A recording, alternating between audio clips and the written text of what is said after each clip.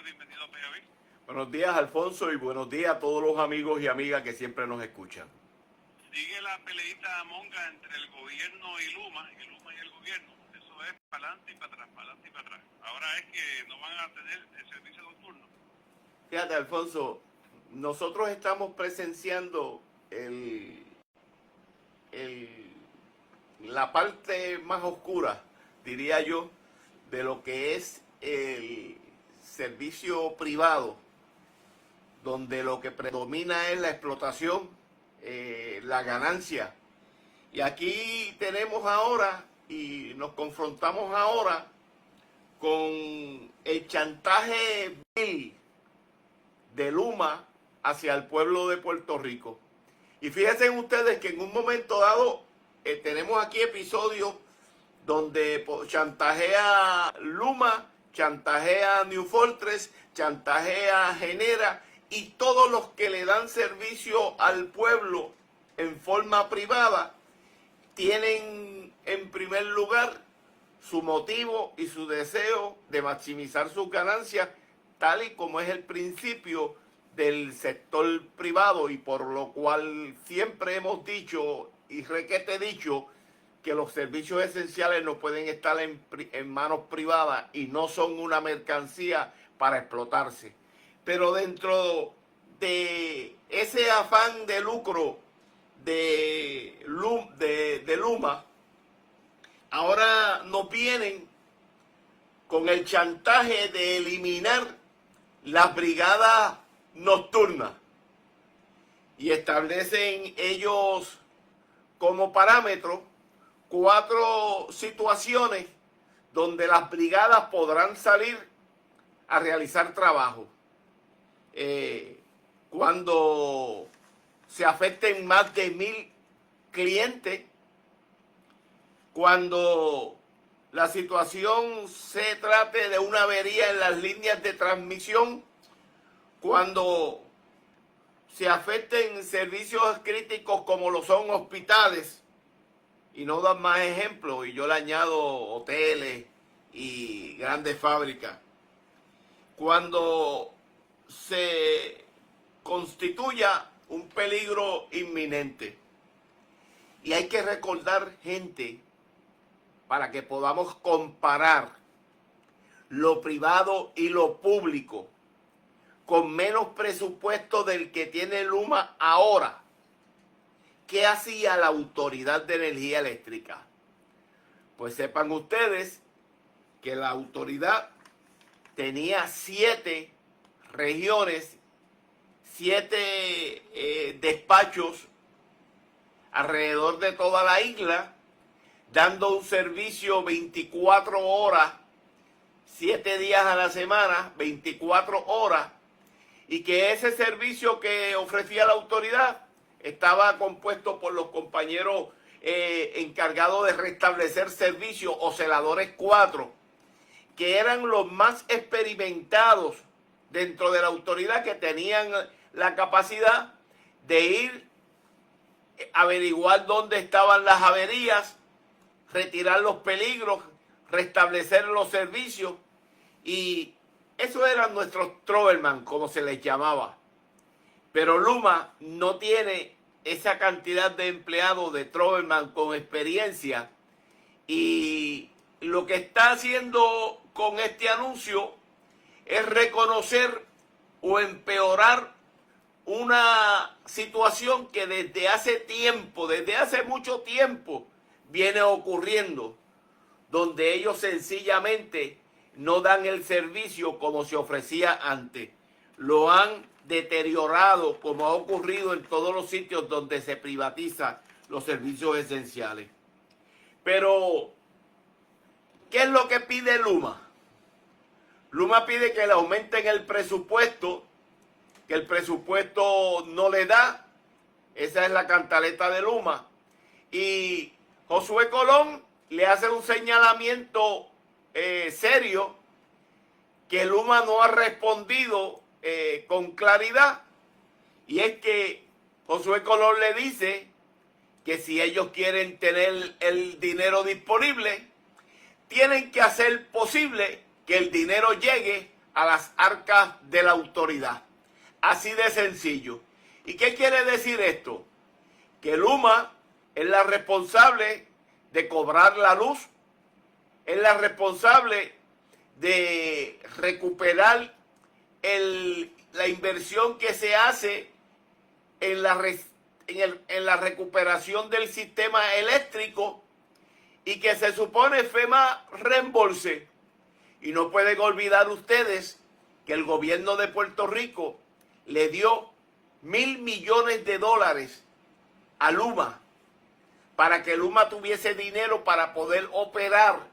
Y de esos $1.000 millones, 300 millones de dólares salieron de las arcas de la autoridad, precisamente dinero que se le desbancó al sistema de retiro y se le entregó a Luma.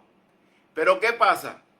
Que Luma ha hecho esos trabajos, ha gastado ese dinero, pero solo ha recuperado de 1.300 millones que Luma gastó en recuperación del sistema. Solamente ha recuperado el FEMA $400,000. Y esa diferencia, ¿y qué pasó con ese dinero? Ah, bueno, como Luma está en conflicto de intereses porque utiliza sus propias compañías privadas para subcontratar el trabajo, FEMA le dijo que eso había un conflicto de intereses y que mientras ellos utilizaran el personal de Quanta, que es 3 o 4 veces más caro que el personal de aquí, ellos no le iban a reembolsar el dinero. Y ese es el conflicto inicial que tiene Luma para ahora venir a decir. ¿Y qué ha hecho la autoridad? Bueno, mientras estaba la administración de Pierluisi, hay que reconocerlo, pues esto le resolvían todos los problemas a Luma. Y ahora, con la administración de Jennifer y con Josué Colón de frente, pues han paralizado el pago y le han dicho: nosotros te vamos a dar el pago, te vamos a seguir ofreciendo el dinero del presupuesto en la medida en que ustedes vayan recuperando, cobrando las cuentas atrasadas, cobrando el dinero de FEMA. Hagan el esfuerzo, porque ustedes fueron los que se vendieron aquí como la compañía que tenía mayor capacidad para recuperar el dinero de FEMA. Y dentro de ese marco, que sin lugar a duda todo indica que tiene que ver algo con el plan para la cancelación del contrato, si es que al final se atreven, pues se da esa pelea con el pueblo por el medio, sufriendo las consecuencias. Pero ese anuncio que hace la gobernadora de catalogar criminal, llamen a justicia para que investigue a Luma, no le crean mucho el cuento, que eso es un show, que eso es pintura y capota. ¿No recuerdan ustedes cuando vino con el mismo show? Me tienen una pistola en el cuello. New Fortress nos toma como rehén, nos amenaza, y después le dio un contrato multimillonario. Y ahora no se sorprendan ustedes que mañana salgan cogidos de la mano Juan Saca y Jennifer diciendo: aquí no ha pasado nada, ya todo esto está resuelto. Sin lugar a dudas, la privatización fracasó. Cada muestra, cada ejemplo así lo indica. Es hora de que se le ponga fin a este abuso que tienen con el pueblo de Puerto Rico, donde han deteriorado servicios. Y es importante que sepan que esto de eliminar las brigadas no es de emergencia, no es lo único que ha hecho Luma. Calladitamente, ellos han cerrado oficinas comerciales, ellos han cerrado oficinas comerciales, ellos han eliminado despachos de servicio, ellos despidieron recientemente 100 trabajadores de poda, subcontratados a su vez por otras compañías privadas, dizque porque no tenían dinero. Ellos han hecho han dejado de realizar funciones de mantenimiento a todo lo largo y lo ancho. ¿No recuerdan ustedes el último apagón? Que fue porque dejaron de darle mantenimiento a una subestación en Arecibo y los ratones se comieron los cables de comunicación. Y esa es consecuencia del apagón último que hubo, del apagón general, no del apagón de ayer de 100,000, porque ya para Luma los apagones de 100,000, eso no es nada.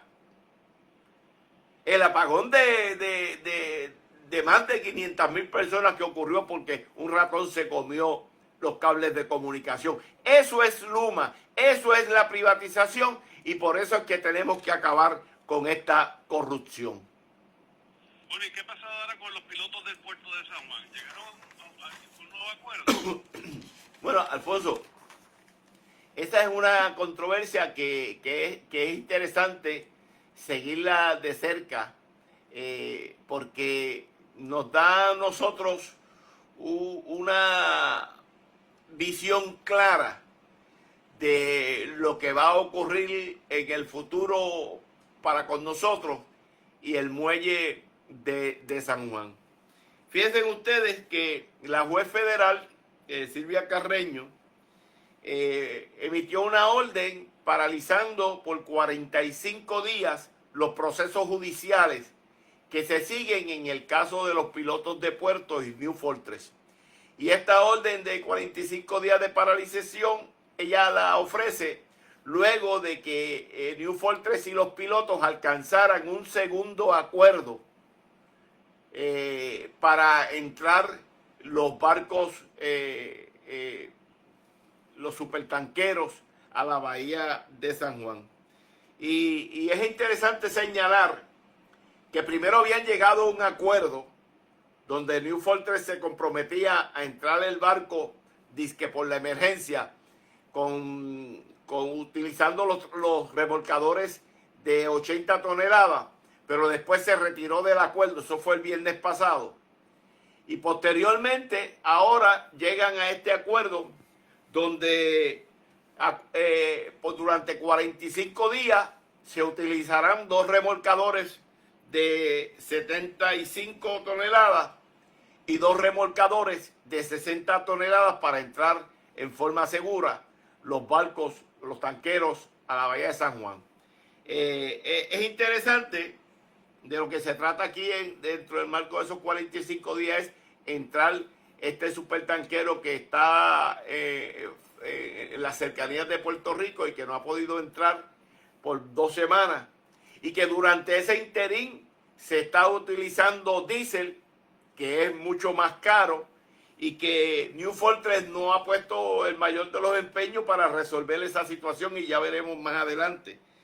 Pero el acuerdo establece que durante ese periodo de 45 días los pilotos continuarán negociando con New Fortress para buscar alternativas seguras y resolver el asunto en forma definitiva. Si en los 45 días no llegan a ningún acuerdo, la juez Carreño ha señalado que entonces entrará en vigor o en función el acuerdo anterior de que se utilizarían los remolcadores de 80 toneladas. ¿Y qué ha pasado aquí? Fíjense que este proceso de negociación es interesante porque a todas luces ya la juez tenía el caso claro de que había que cumplir con lo que señalaban los pilotos.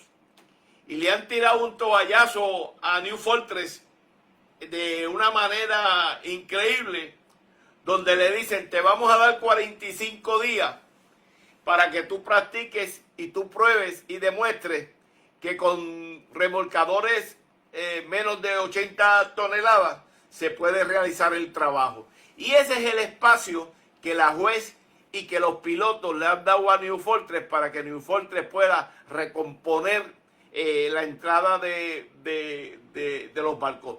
Dejando claro, establecido aquí los pilotos, de que ellos no tienen ningún compromiso con ninguna de las compañías que hay que ofrecen los servicios de remolcadores, que lo que ellos quieren legítimamente es cumplir con su principal responsabilidad, que es la seguridad de la bahía. Pero mientras eso se da, es importante que nosotros evaluemos y tengamos claro dos situaciones que se dan alrededor de esta pelea.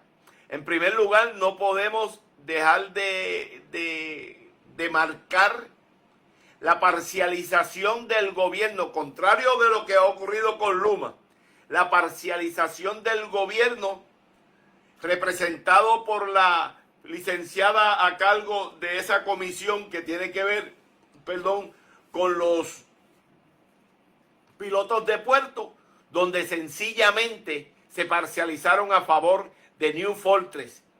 Y no pueden tampoco perder de vista el hecho de que recientemente se firmó un acuerdo donde decía que New Fortress abriría el puerto para situaciones donde ella no tuviese gas disponible, y vemos aquí cómo se dio esa situación por 3 semanas donde New Fortress no tenía gas disponible, y no se le permitió a Crowley, la otra compañía que tiene la posibilidad de ofrecerle el servicio de gas, no se le permitió proveer el servicio.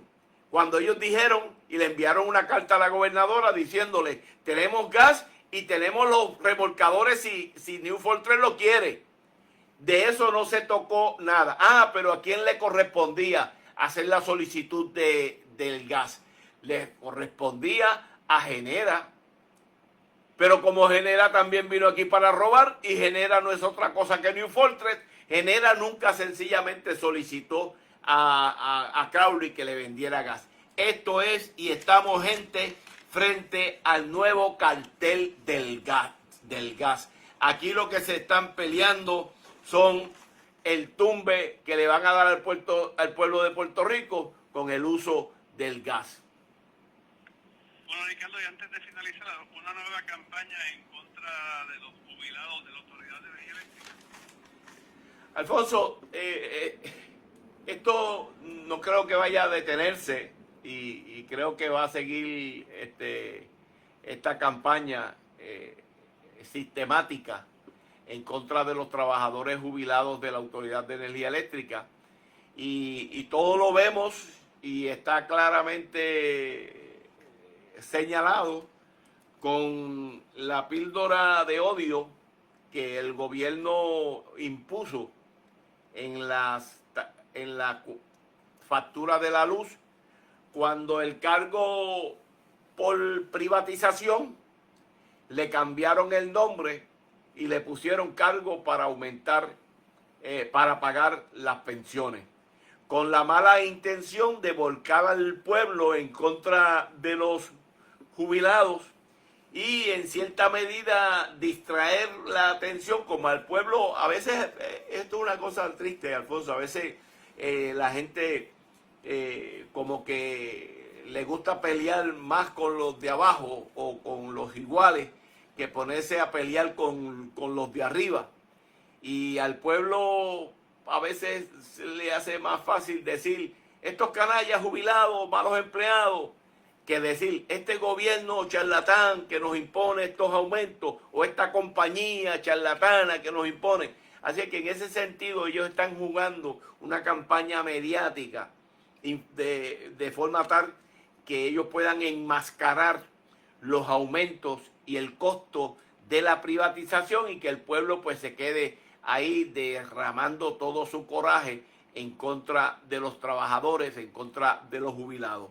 Y aquí nosotros hemos visto en estos últimos días cómo ha incrementado, cómo ustedes ven a todos los Jay Fonseca de la vida, los guitarreños, los Ferdinand Pérez. Usted lo ve en esa campaña continua en contra de los jubilados, metiéndole veneno a la gente de que los jubilados de energía eléctrica cobran mucho, de que tienen una pensión Cádila.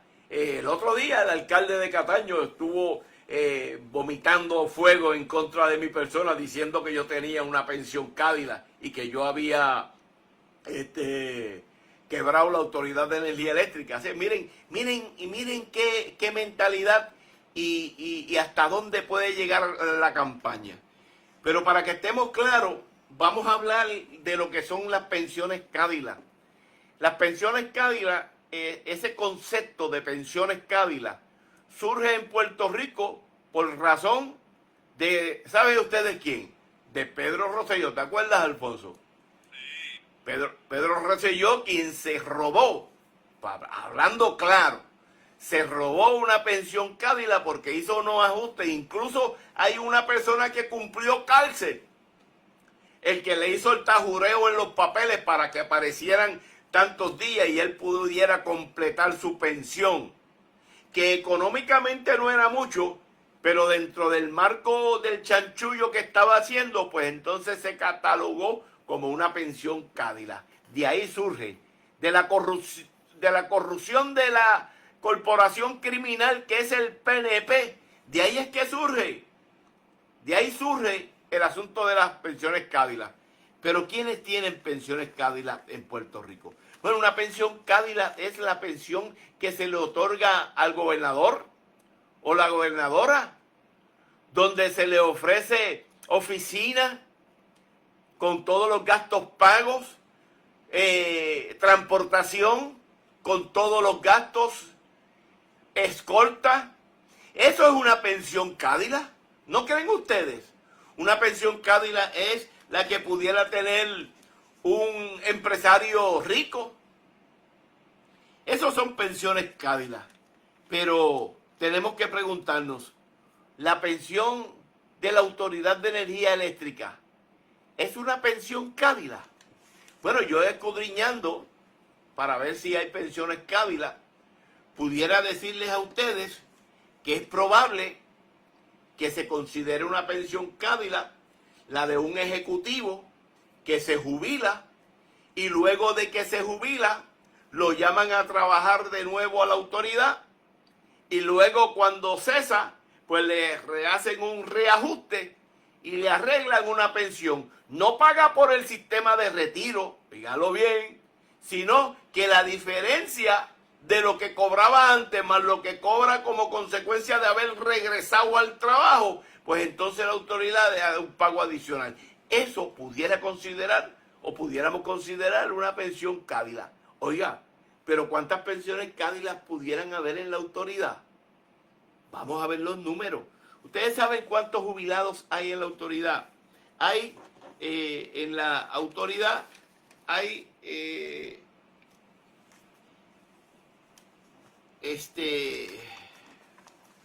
12.543 jubilados y beneficiarios. Beneficiarios son los cónyuges supértites o los hijos incapacitados que siguen recibiendo un cierto por ciento de la pensión que recibían sus padres. De estos, nosotros tenemos, de estos 12.543 beneficiarios, la pensión promedio, el pago de la pensión promedio en energía eléctrica es de nada más y nada menos que de $1,857. Esa es la pensión promedio. Contrario a lo que se ha estado diciendo por ahí, o a lo que se ha estado promoviendo de que son pensiones Cádila. Pero debo decirle que de esos 12.543, una tercera parte de ellos, que representan 4.181 empleados jubilados o beneficiarios, solo reciben menos de $1,000 de pensión. En otras palabras, nosotros tenemos jubilados que apenas reciben $600 de pensión y hasta $1,000 de pensión, 4.181 jubilados. Y me viene usted a decir que estamos hablando de pensiones Cádila. No, señor, no.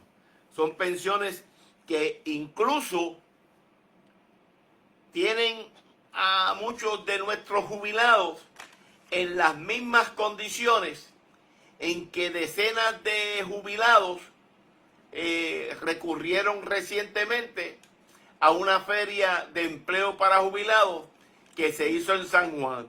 Y que eso alguna gente lo celebraba y la realidad objetiva es que es una desgracia que la gente jubilada nuestra gente vieja tenga que salir a buscarse un empleo de guardián de seguridad o de cualquier otra cosa que es digno, pero que en su mayoría de edad tengan que salir a buscar dinero para ajustar y para completar sus gastos, porque el alto costo de vida sencillamente no da. Así es que la pensión Cádila solamente la tienen los ricos, solamente la tienen los políticos corruptos, solamente la tienen los ejecutivos y los banqueros, porque nosotros los trabajadores sencillamente vivimos como vivíamos antes, con un salario o con una pensión que apenas da para vivir. ¿Y qué tiene que ver la Junta con todo esto? Bueno, porque la Junta rechazó el que nosotros pudiéramos rehabilitar nuestro sistema de retiro.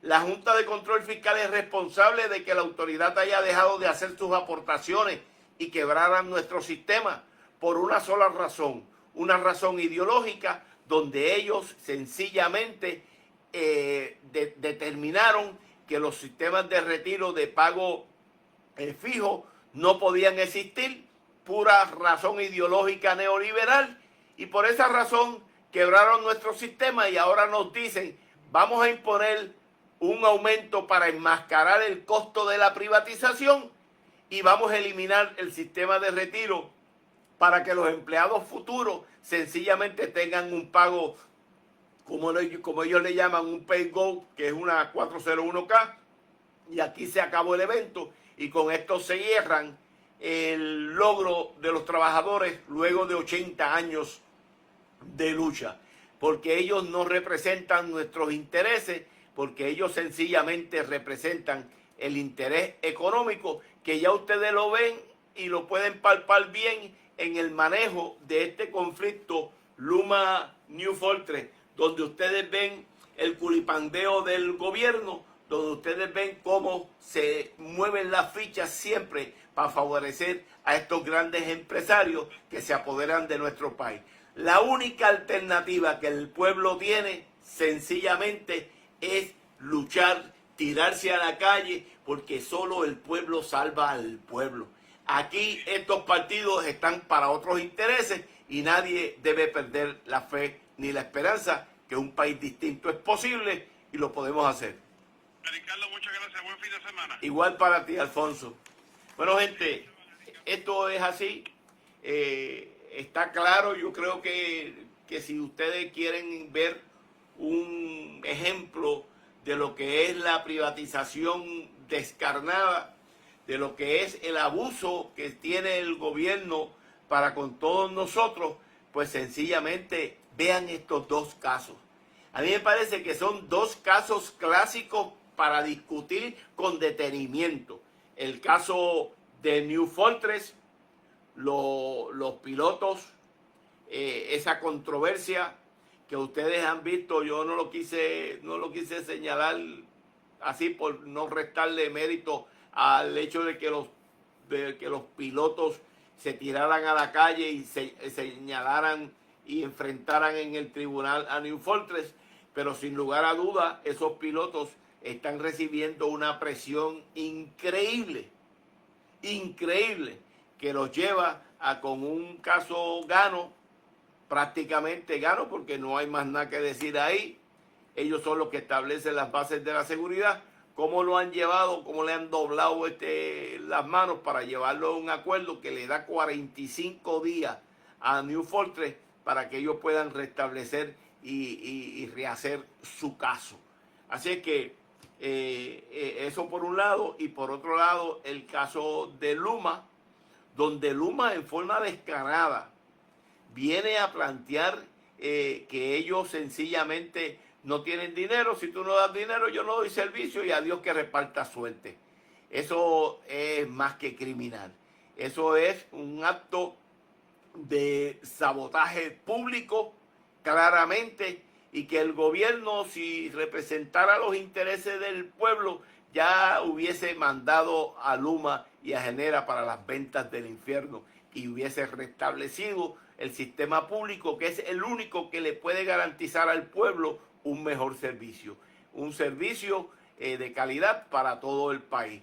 Bueno, gente, como siempre les digo, recuerden, comparte este video para que otra gente tenga la posibilidad de vernos, de escucharnos. Comparte el video y vamos a seguir la lucha. Que nadie pierda la fe ni la esperanza que un país distinto es posible y lo podemos hacer.